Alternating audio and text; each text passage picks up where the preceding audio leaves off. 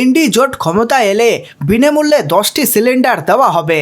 শনিবার জয়নগরের একটি জনসভা থেকে এই ঘোষণা করলেন তৃণমূলের সর্বভারতীয় সাধারণ সম্পাদক অভিষেক বন্দ্যোপাধ্যায়। তবে সকলে এই সুবিধা পাবেন না, কেবলমাত্র বিপিএল পরিবারগুলি এই সুবিধা পাবেন বলে জানিয়েছে ডায়মন্ড হারবারের সাংসদ।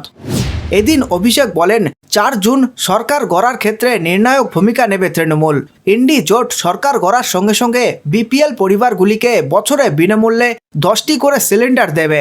বিজেপি ইস্তেহারকে আক্রমণ করে অভিষেক বলেন, বিজেপির ইস্তেহারে শুধু বিভাজন, বৈষম্যের রাজনীতির কথা রয়েছে।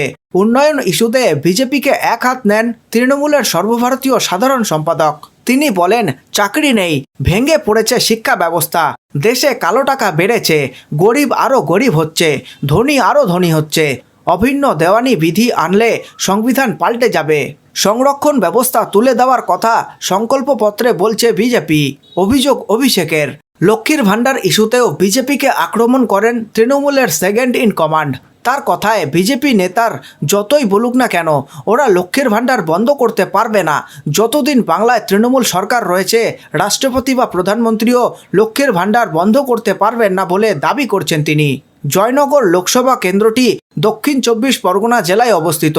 এই কেন্দ্রের বিদায়ী সাংসদ তথা তৃণমূল প্রার্থী প্রতিমা মণ্ডলের সমর্থনেই এদিন জনসভা করেন তৃণমূলের সর্বভারতীয় সাধারণ সম্পাদক অভিষেক বন্দ্যোপাধ্যায়। এই কেন্দ্রে বিজেপি টিকিটে ভোটে লড়ছেন চিকিৎসক অশোক কান্ডারি।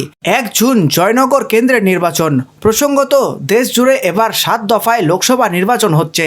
19 এপ্রিল, 26 এপ্রিল, 7ই মে, 13ই মে 4 দফায় ভোট ইতিমধ্যে সমাপ্ত হয়েছে।